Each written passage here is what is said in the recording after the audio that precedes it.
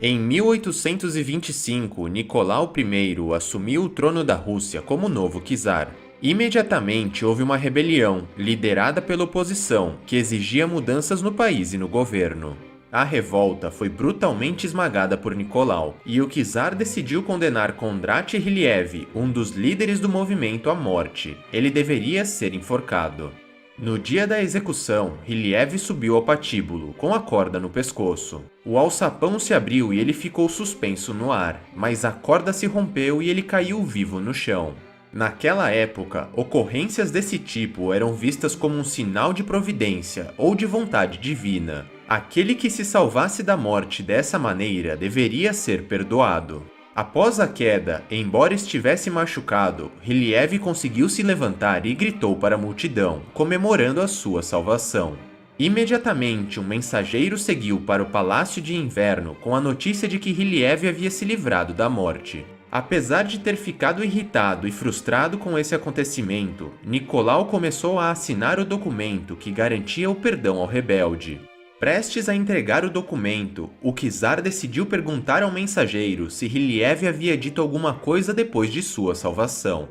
O mensageiro então respondeu: Senhor, ele disse que na Rússia não sabem fazer nada direito, nem mesmo uma corda. Nicolau imediatamente rasgou o perdão e disse: Então vamos provar o contrário. No dia seguinte, Ryliev foi para a forca novamente, porém, desta vez, ele não se salvou. Lei número 4. Diga sempre menos que o necessário. Quando você procura impressionar as pessoas com palavras, quanto mais você diz, mais comum aparenta ser, e menos controle da situação parece ter. Mesmo que você esteja dizendo algo banal, vai parecer original se você o tornar vago, amplo e enigmático. Pessoas poderosas impressionam e intimidam falando pouco. Quanto mais você fala, maior é a probabilidade de dizer uma besteira. Durante o reinado de Luís XIV, os nobres e ministros, integrantes da corte do rei, passavam dias e noites discutindo as questões relacionadas ao Estado francês. Eles conferenciavam, discutiam, faziam e desfaziam alianças, discutiam de novo, até que, finalmente, 2 deles eram escolhidos para apresentar os diferentes lados do problema para o rei, que tomaria a decisão do que deveria ser feito. Era aí então que surgia um grande problema. O que deveria ser falado para o rei? Como deveria ser dito? O que o agradaria? E o que o deixaria irritado? Quando e em qual local do palácio deveriam procurá-lo? Finalmente, depois de tudo definido, chegava a hora crítica. Sempre com um problema delicado em mãos, os 2 homens procuravam o rei e explicavam todos os detalhes e opções relacionadas à questão. O rei escutava em silêncio absoluto, com uma expressão indecifrável no rosto. Depois de falarem por muito tempo, os 2 terminavam suas apresentações e pediam a opinião de Luís. O rei olhava para eles e somente dizia: "Verei", virava as costas e se retirava.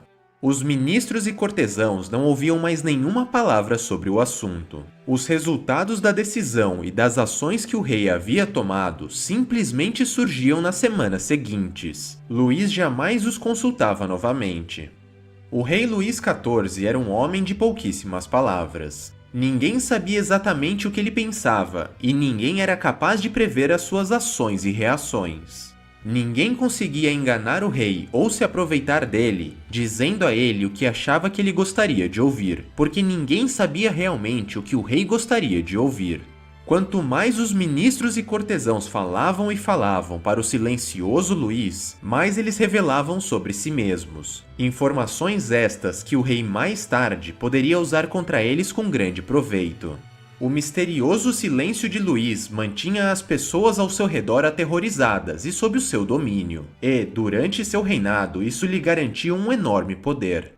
O poder é, de diversas maneiras, um jogo de aparências. Quando você diz menos do que o necessário, você se torna enigmático e, inevitavelmente, parece maior e mais poderoso aos olhos alheios. As pessoas ficam desconfortáveis com o silêncio. Elas adoram conjecturar, interpretar e tentar explicar as coisas à sua volta.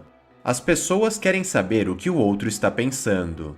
Se você controlar cuidadosamente tudo aquilo que diz e revela para as outras pessoas, elas não conseguirão saber quais são as suas verdadeiras intenções e o que se passa realmente em seus pensamentos. Ninguém se sente confortável ao receber respostas curtas e misteriosas, ou ao ter que lidar com um silêncio enigmático. Isso deixa as pessoas nervosas e apreensivas, e logo elas tentarão preencher o vazio e o mistério com palavras e comentários, e, inevitavelmente, elas acabarão revelando suas opiniões, falhas, fraquezas e até os seus segredos. Em outras palavras, você não apenas ganha mais poder sobre as outras pessoas ao parecer profundo e misterioso, como também descobre informações valiosas reveladas por elas. Aprenda a lição. Palavras, depois de pronunciadas, não podem ser tomadas de volta. Portanto, você deve mantê-las sob controle. Tenha um cuidado especial com o sarcasmo. A satisfação momentânea que se tem dizendo frases sarcásticas, em geral, é muito menor do que o preço que se paga por elas posteriormente. Resumindo, falando menos do que o necessário, você cria a aparência de mistério e de poder. E, quanto menos você diz, menor é o risco de falar uma bobagem ou de revelar algo perigoso. Porém, há momentos em que ficar calado não é a melhor opção. O seu silêncio pode acabar despertando suspeitas e inseguranças nas outras pessoas, especialmente nos seus superiores. Além disso, um comentário vago e ambíguo pode gerar interpretações indesejadas e até equivocadas. Suas frases curtas e misteriosas podem acabar sendo entendidas exatamente da maneira contrária. Portanto, ficar em silêncio e dizer menos do que o necessário são técnicas que devem ser praticadas com cautela e apenas nas ocasiões certas. Em alguns casos, entretanto, é mais sensato usar a estratégia do bobo da corte, que parece tolo, mas que no fundo é mais esperto do que o próprio rei. Falando muito e fazendo o papel de bobo, ele consegue distrair e hipnotizar todo mundo. Todos o menosprezam, pensam que ele é tolo e ninguém desconfia dele. É o inverso da estratégia do silêncio.